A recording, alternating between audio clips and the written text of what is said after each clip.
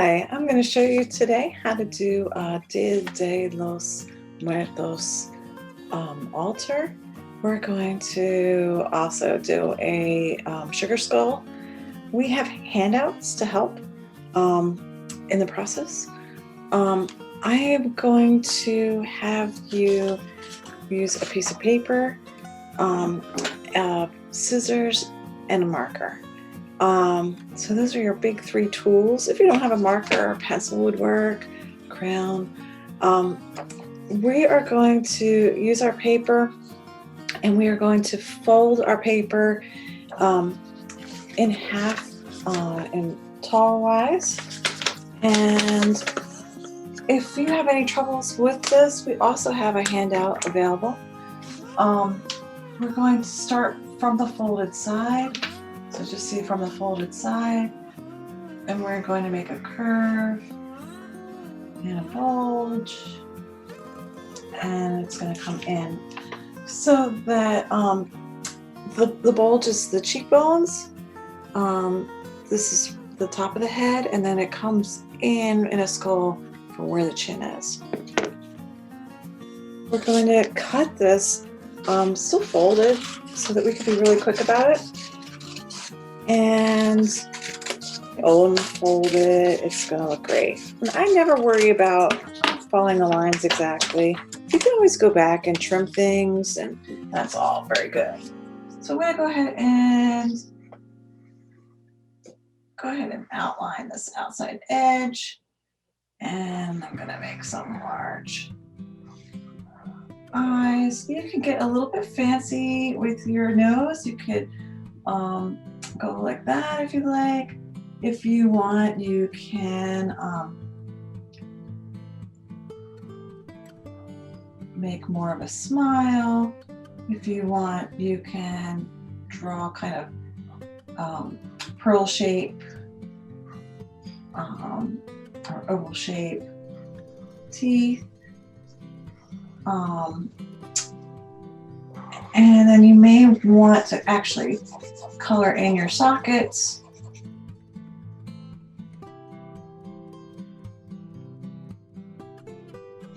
Now for Day of the Dead, the skull is decorated out of sugar. It's sugar cast, and then it's decorated with icing, with flowers, and it's very joyful, and hearts. So you may think about ways that you can make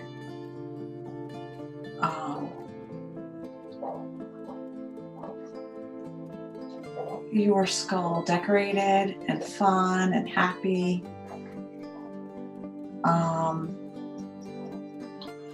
There's no rules to this. Again, it's usually a lot of flowers and hearts, but it can also be kind of spirally.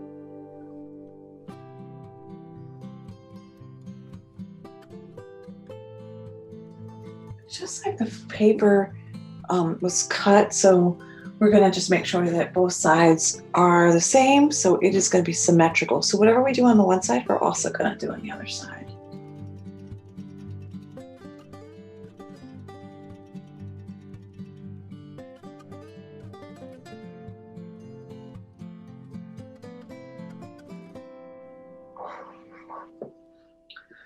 Well, that's kind of a start.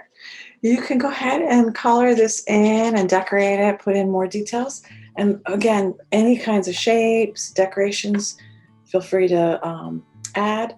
You may want to put hearts inside the eyes, and you can see another example. You may want to do things with like diamond shapes, stars. Yeah, so any of that is fine. There's no rules. The more colorful, the better, because this is actually a celebration of life as well as death. So it's a celebration of those happy moments of loved ones. So I will take you through the altar. So a sugar skull would be one of the things that would be at an altar for Day of the Dead celebrations. the Day of the Dead celebrations has 3 levels. So one is for the underworld, one is for the earth, and one is for the heaven. So we have a handout for that, and it is stepped and folded so that you can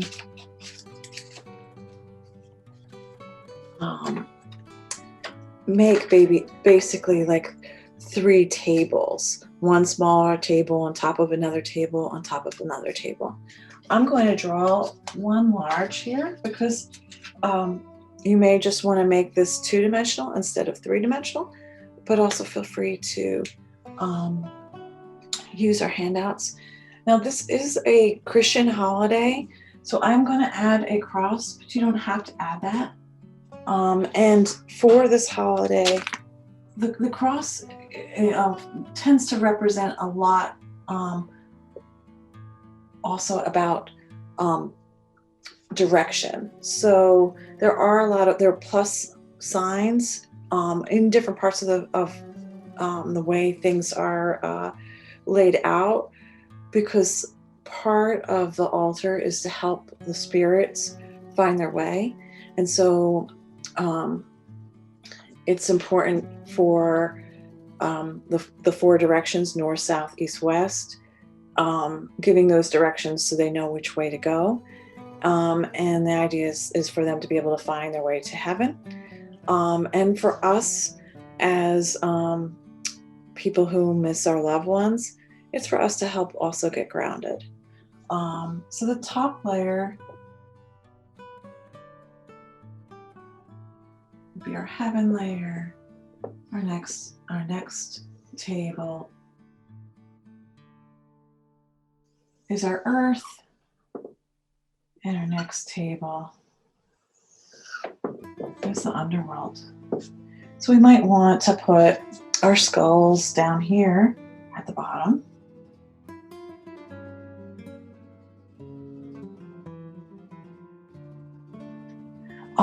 You may want to add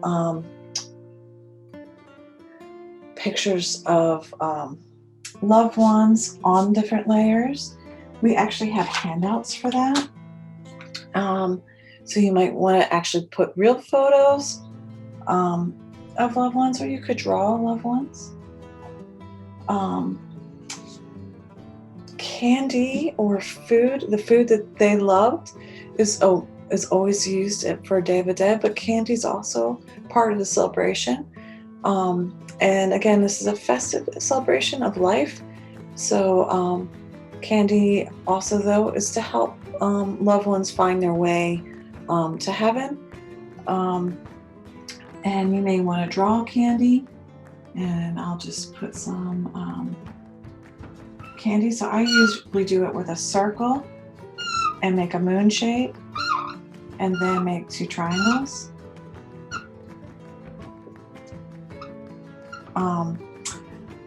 Salt is part of a ritual for this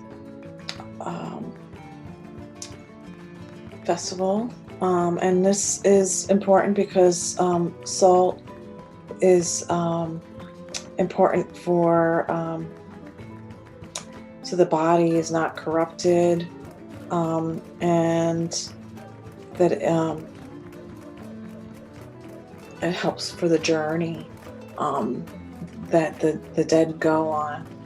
So you'll see a salt shaker, and I'll just show you how to draw a salt shaker. I would start off again with an oval, and then that moon shape, and then I'm going to do 3 lines, and then I'm going to and then the 4th one, I'm going to go straight across, and I'm going to angle these 2 for our salt shaker, and then just put the holes where the salt comes out. The next thing I want to show you is how to draw a cup of water, because it's important to have all the elements in your altar. The elements are fire, water, earth, and wind. So I will go ahead, and again, we're going to start with an oval, and then we're going to draw 2 lines, and then we're going to draw a slight curve. You can draw the inside, and you can draw a curve inside that. For the deceased, they generally, if they had a certain food they liked or certain drinks that they liked, that would be put here. So if they like Coca-Cola, that would be added here, or coffee. Again, in any foods, a lot of times bread is used, and bread or cookies like representing, again, the earth. So I'm going to just draw a bowl, and our bowl starts again with an oval, and then you can put your whatever food inside there. So their favorite food would be used. One of the other important elements would be a candle to represent fire. So candles might look like this, again, starting with an oval and 2 lines and a round shape, and then I made a teardrop and a line.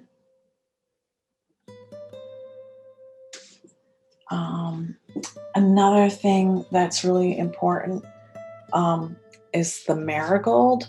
The marigold blooms during October and November, so it's important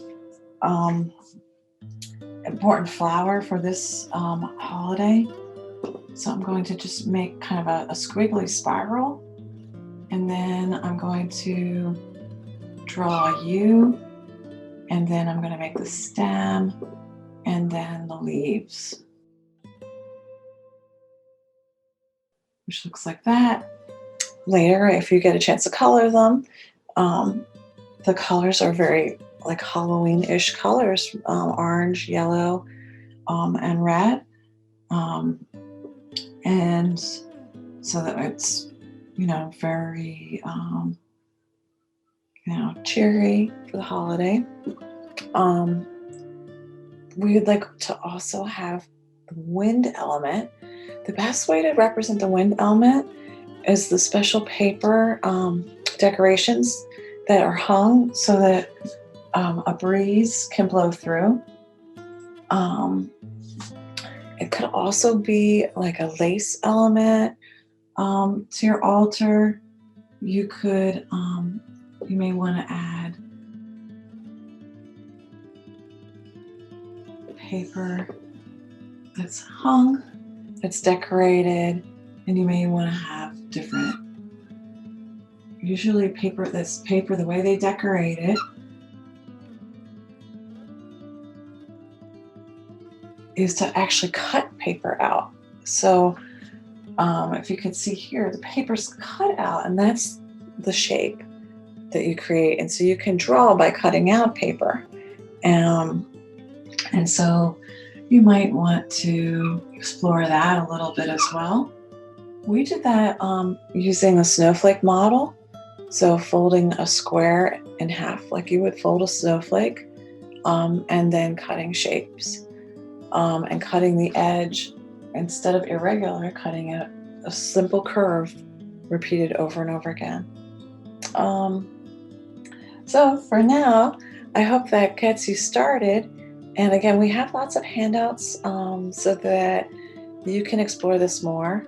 And we look forward to sharing more projects with you, and hope that you will have fun creating yours. And if you get even more creative and want to take this even further, you could use 3 different boxes, like shoe boxes, and make your altar so it's really, very solid. Again, you can use our handout and make it 3-dimensional. And then you can use our handouts and cut out different elements and glue them on. You could use real photos. You could, again, draw and cut photos and add them. And we look forward to seeing your artwork, hopefully very soon. So feel free to share it. And thank you for joining us.